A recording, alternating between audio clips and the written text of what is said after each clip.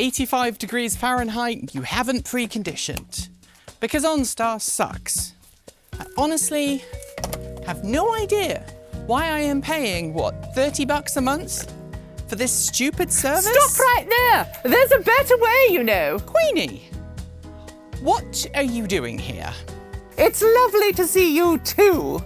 No, I mean... Yes? How are you here? You are me and I am you. How is that working out? I am a time traveller, you know. Time dilation and all that. Wibbly wobbly timey-wimey. Wibbly wobbly timey-wimey? What's the matter? I am here from some point in your future to let you know that there's a better way of dealing with your car's preconditioning. What about OVMS? Look, I'm running late. I need to go. My vehicle is going to be really hot. Not that you'd understand what it's like to be boiling hot all the time. No subscription, no spying, and no OnStar. Oh my dear, I didn't think it would come to this. I have a red pill and a blue pill. Matrix references in 2026? Queenie, the far right co-opted that a long time ago. I'm not sure. Yes, dear, but the quiz, we want it back. Take the red pill and I show you how awesome OVMS is and how deep the rabbit hole goes.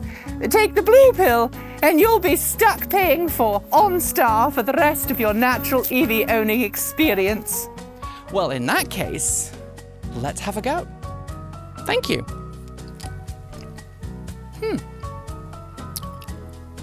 Strawberry.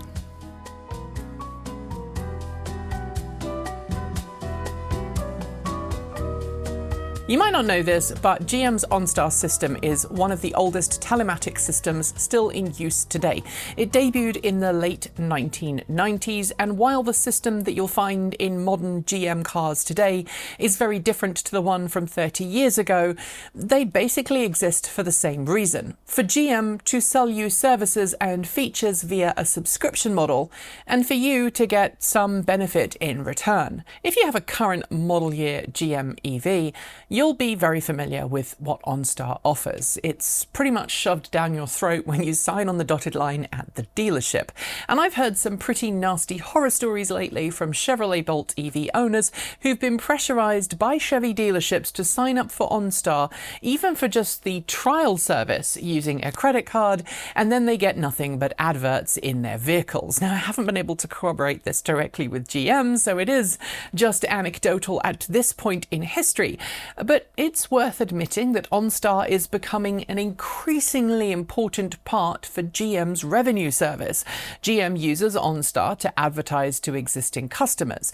It allows you to subscribe to its latest features as subscription services. Think Super Cruise, for example. You can use OnStar's connected services to seamlessly use plug and charging in your GM EV. You can send your car your destination in mapping before you even get into your vehicle. And of course, you can precondition your car on hot or cold days, so it's a comfortable temperature when you start your journey. If you have an older EV, like my wife's 2017 Chevrolet Bolt, what you can do with OnStar is a little bit more limited.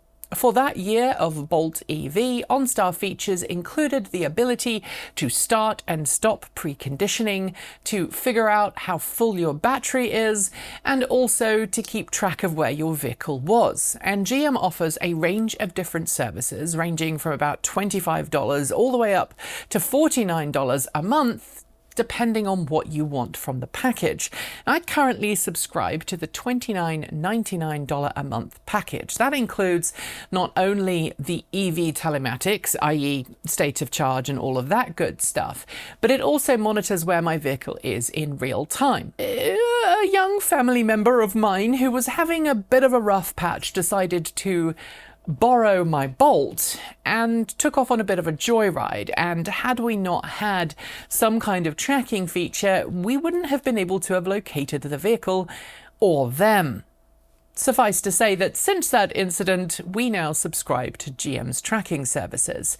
But OnStar has not been without its problems. First, its service coverage is pretty poor. OnStar for me, up here in the foothills of the Coast Range, is spotty at best and terrible at worst. I get connection to my vehicle here at the house every couple of weeks. It doesn't report my state of charge accurately, remote lock and unlock no longer works, and the app is buggy to say the least, and it's becoming increasingly difficult to integrate my vehicle's smart functionality with my smart home, which just rubs me up the wrong way. And that's before we even talk about the fact that a couple of years ago, GM hit the headlines for all the wrong reasons. Its smart driver program, which ultimately it got rid of pretty quickly after the story broke, was selling data about anyone who had enrolled in the program with insurance companies. How fast you travelled, where you travelled, what your driving was like, or reporting back to the mothership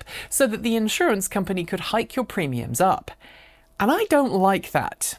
That rubs me up the wrong way. Any data that I create sitting behind the wheel of my car should be mine to keep and do with what I want. I don't want someone selling my data just so that I can turn my car on a cold, frosty morning while I'm still finishing my coffee. And luckily, there is an alternative. OVMS. This little box of goodness. But before I talk to you about that, I do want to share one special thing that I was working on over the July 4th break. As you know, we had a bit of time off at the channel, and I have been busy working on so many different projects, including the OVMS build, but also in making this. This is the first thing that I have ever made on my CNC machine, my Carvera Air, from scratch, completely from my own design. Now, I designed this in Fusion 360, I milled it out over the holidays, and I even figured out how to use a Sharpie and the Carvera Air laser module to fuse black ink into the engraved text. What is it? Well, it's a holder for this vise so that I can work on circular things on my Carvera Air and have a known position for the probe to work with. There are 3 mounting holes on the bottom, and then I have 4 countersunk screw holes on the top, meaning that this bolts down onto my Carvera Air machine plate, and all is good. Let me know if you'd like me to do a video on this, maybe on Transport Evolved Take 2. I really enjoyed it. I'll make sure that I link to the file for this because I want other people to be able to make one as well. Back to OVMS. If you've never heard of OVMS before, don't worry. OVMS stands for Open Vehicle Monitoring System, and it's been in production now for coming up on 20 years, I believe. It started with modules like this. This is actually a V2 module, so there was a module before this, but it was primarily designed for Tesla Roadster owners who wanted to access details about their vehicle while their vehicle was charging or while it was parked in their garage. It was basically an add-on telematics module, and it was designed with some very basic principles. This was built around a small microcontroller and a SIM card, and basically you connected a GPS antenna to this port here and a mobile antenna to this port, and then plugged this into a special cable that connected into your Tesla Roadster. It allowed you to do things like make sure that the vehicle was charging properly, set the charge speed, lock and unlock it, all of the things that we now take for granted, but which in 2010, 2012 was still very much cutting edge. I've got both V2 and V3 OVMS hardware on my bench right now, and I'm going to talk you through some of the differences. Now, it's worth noting that this is a V2 board, and I used to have this in my Renault Twizy when I lived in the UK. I also had one of these in my Chevrolet Volt, and I had one for a while in a Nissan Leaf. The V2 hardware is based around a PIC microcontroller. It's very limited in its functionality, and the modem on these was a 2G modem, if you remember 2G modems. Obviously, that means, for the most part, it's not used in many parts of the world, and so this unit is now defunct. But in addition to that 2G modem, you also had GPS for the first time. V1 hardware didn't have GPS, so you couldn't keep a track of where your vehicle was in real time. It's also important to note that V2 had a proprietary protocol that it used to communicate to a dedicated OVMS server, and then that server talked to the companion smartphone app. But with V3, things have been given a dramatic boost.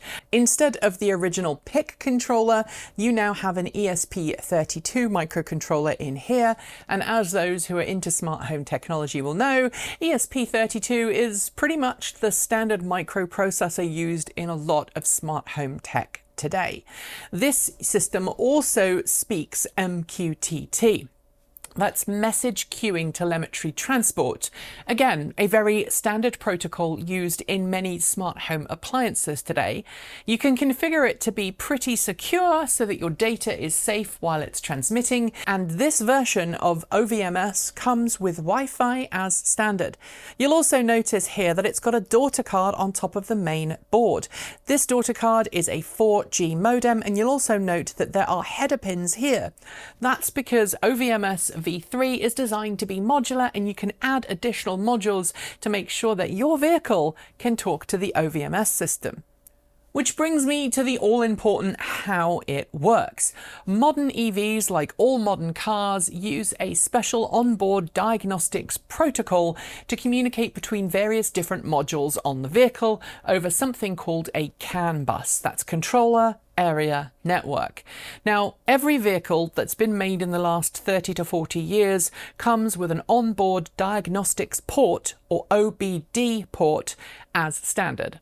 Lately, there is a new standard, but the form factor is the same. It's OBD2. That's what this little connector is here. And you have one of these cables with an OBD2 connector on one end and a 9-pin connector on the other. And then you literally plug these two together, and that gives OVMS the ability to read and sometimes send messages on your vehicle's CAN bus. That allows the system to decode things like your vehicle's state of charge, its odometer, and whether the doors are open or not, and transmit that using MQTT to a server of your choice. And then, well, it's yours to do with what you want. OVMS makes it possible for you to use any number of dedicated OVMS servers that exist around the world. There are some here in the US, there are some in Germany, and there are some in other countries. Or you can do what I did and roll your own using a standard MQTT broker. I'll come to that in a second, but let's talk about one particular fly in the ointment for the Chevrolet Bolt, namely that a standard CAN cable doesn't work.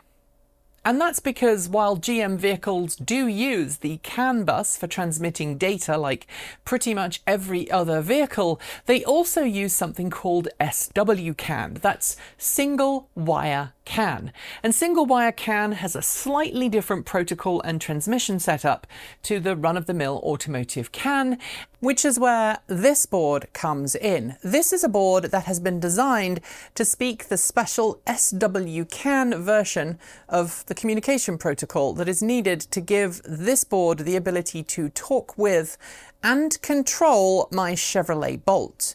Now, without this board, this system can still read basic information like the state of charge of the battery pack and whether the vehicle is locked or not. But in order to be able to control it, i.e.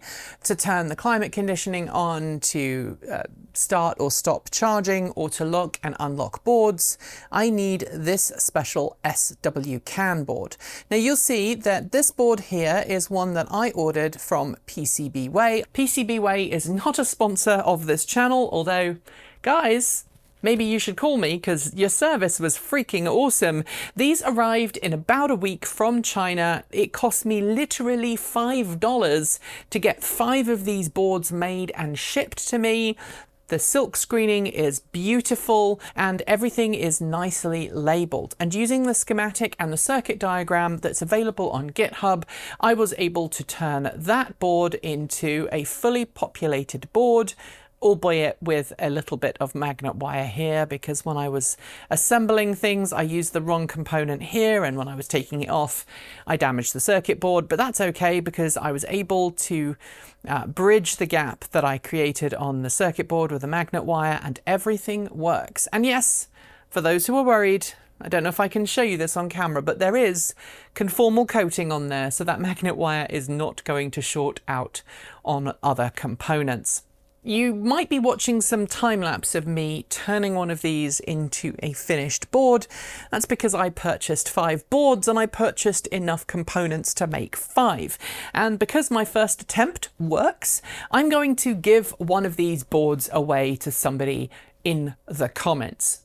Disclaimer, you will need to buy a full OVMS V3 system to work with this board, and it only works with a GM based vehicle. So you'll need to have a Chevrolet Volt or a Bolt in order to use this.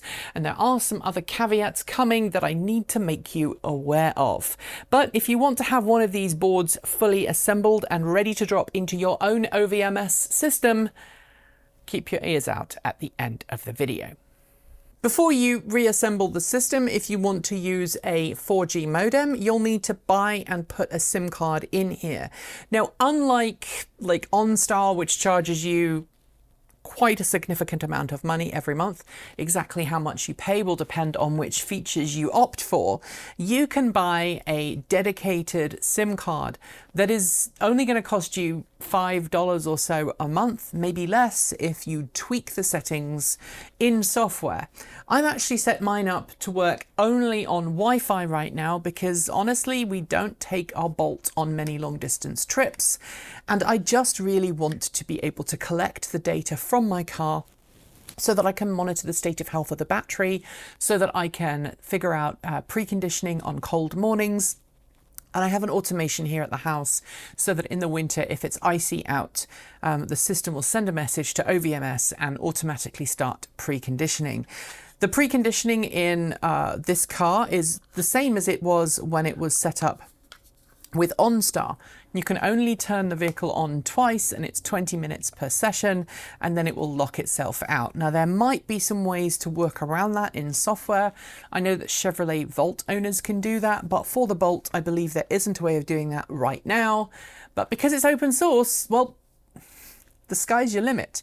You also get a USB connection on this, which you didn't on the original V2, and you also get a little micro SD card that allows you to log information from your vehicle while you're driving to use it later on. Which Chevrolet Bolts you'll be able to connect this to and how you connect it is going to depend on your model year, because GM, like most automakers, have started locking down the software protocols used inside their vehicles. At one point in history, you could basically connect anything to the CAN bus and be okay. These days, automakers are locking down the CAN buses and preventing devices that they've not authorized from talking on them. I happen to have a 2017 Bolt EV, so the only thing I need to connect this to my car is the special DB9 to OBD2 cable. Now, I made this cable myself. Here's some video of me making it. But if you go online to eBay and you order an SWCAN board that's already been made, you get the option of buying an adapter cable with it that will work with your Bolt. Importantly though, which model year Bolt you have will affect how much you can do and where you have to connect the wires. If you have a 2017 through 2019 Chevrolet Bolt EV, all you have to do is to connect the OBD2 cable to your open vehicle monitoring system, and as long as pin 1 on OBD2 goes to pin 1 on the DB9 socket on this unit, you'll be able to start and stop your climate, you'll be able to unlock your doors and all of that good stuff. Later Chevrolet Bolts still use SWCAN, but they're no longer accessible on pin 1 of your OBD2 port, so you have to go hunting for them. Now, if you have a later model year Bolt EV and you want to install this system, there's plenty of information on the GitHub pages that I've linked to in the show notes that explain where you have to go and how you have to tap in. But most people just use little wire taps to connect to the CAN bus, and that is a fairly simple process. If you've done any vehicle modifications in the past, you should be okay doing that.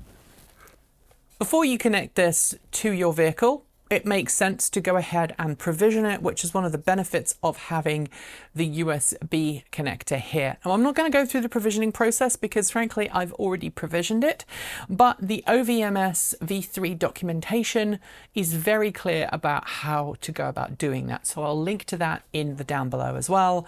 I don't want to tell you something that is incorrect, so it's probably best that you go and look at that documentation and read through it before you put this in your car. Now to the putting it in your car thing. Now, because this uses an OBD2 port, the best place to connect in your Chevrolet Bolt EV is down by your left knee in the driver's seat area. There's a little OBD2 port there, and I still want to provide access to that port to other things. So I went online and I found this wonderful thin adapter. The idea is that you plug that into your OBD2 port and it provides a pass-through, so it still gives you an OBD2 socket that you can plug other things into, but it also routes all 16 of the pins to a secondary location, allowing me to plug in my OVMS system into that without compromising the port. And as you can see from this video, I just routed everything behind my fuse box. You just have to pop off the side panel and then the fuse box panel, and then play a little bit of wiggly wiggly to get the cables into the right place. It's important that you make sure that the cables don't obstruct your steering wheel or your pedals, and it's always a good idea to cable tie everything neatly together. But in the Bolt, there is some space behind the panel there where you can stash your OVMS v3 module, and obviously you're going to want to attach your modem cable, your antenna cable, that is this one right here, and also your GPS module right here. I should note that both of these come with a sticky pad, so if you pull that off, there's sticky pads underneath allowing them to be stuck wherever you want to put them. With that set up, then it's a case of connecting to your chosen broker. Now, this is an EMQX server. It's an MQTT server. You can download this for your own personal use. So I have a personal license and it's sitting on a computer in my home lab in the server room. So it is completely self-hosted, and I have set up a way for my OVMS system and also my smartphone app that I have chosen to use, which is called OVMS Connect. I have opted to set it up so that both the car and the app can phone home and talk to this system directly, but all of the data is kept locally on my server. That means that GM can't see any of this, nobody else can see any of this, everything is password protected, but I keep all of the data locally. Now, EMQX is not designed to retain data for a long period of time, so if you want to keep a long history, you'll need another system. Now, I use Home Assistant, and I have other systems attached to Home Assistant that keep logs of all of my data. But if you just want like a way to connect your vehicle to your smartphone app and have complete data sovereignty, something like this is a great way of doing it. Again, OVMS in its documentation shows how you can set that up. It uses MQTT, or recommends that you use MQTT, which is a more modern way of communicating, but the end result is pretty nice. And what you're left with is an ability to control your vehicle without OnStar, without any external support, and if you are like me, completely locally. That means no internet access to your vehicle, just local network access. So when your vehicle is sat outside, all you have to do is open up your OVMS app, and there you go. All of the information that I need to know about my vehicle. And if I want to wake up my car, I send a wake up message, and then it will wake up my Bolt and it will send all of the latest data. Hello? Could I get a lift back home, please? I parked the timeship somewhere east of Portland. I'm not walking. Don't worry, she will find her own way home. She's an immortal time-travelling border collie. She's been in much worse situations than leaving her ship in a different part of town. Anyway, there is one thing left to do once you've put all of that in, and that is to cancel OnStar, which I've just done. Now, it used to be that you had to call OnStar using the button in your vehicle, or you had to phone them up and cancel the plan, but a couple of years ago, GM actually saw the light of day and made it easier for you to cancel on its app. I suspect it was forced to do so by legislation in California, but for whatever reason, it's now much easier to cancel your OnStar plan than it used to be. And it's important noting that even if you cancel your OnStar plan, if you have an EV, you'll still get some basic connectivity. You just won't get the fancy stuff. And if you want to kick OnStar to the curb for yourself and you would like one of these SWCAN boards, then I will send one to you. I'm going to give one of these boards away. It was designed, by the way, and I didn't mention this earlier, by Marco Johanna, who designed this board, and it was designed on GitHub.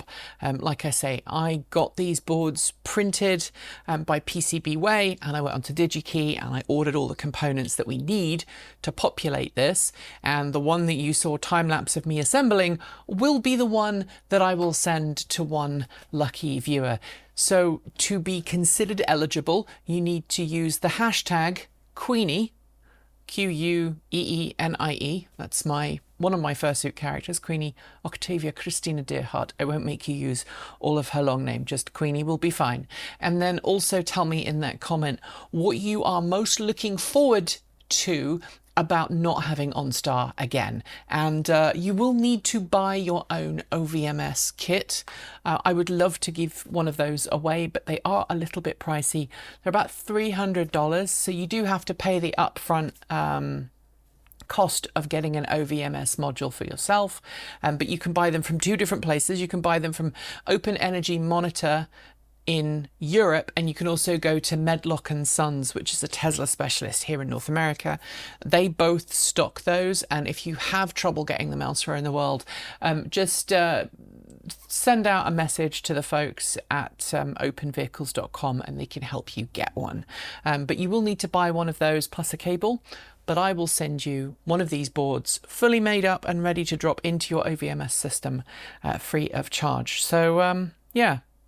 Hashtag Queenie, what you are most looking forward to about getting rid of OnStar. If you made it this far, thanks for watching until the end. I hope you enjoyed the opening. It was a silly little skit that I had in my mind.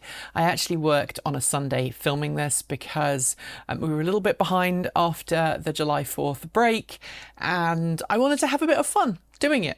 And also, I'm feeling a little bit more optimistic now that we're in July, which brings me to my closer. I want to thank every single one of you who stepped up to the plate in June and helped Transport Evolved financially as we went through what has been a really tough time. As you may or may not know, my beloved lost her job at the start of June. She is currently interviewing for new positions, so there's some hope on the horizon.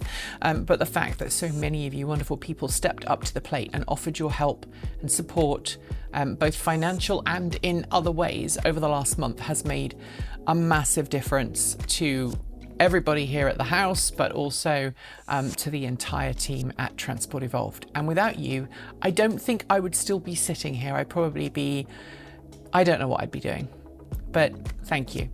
And thank you to the amazing list of people scrolling by on either side of me right now. If you would like to join that list, it's really easy to do so. You can do so from $1.50 a month on Patreon.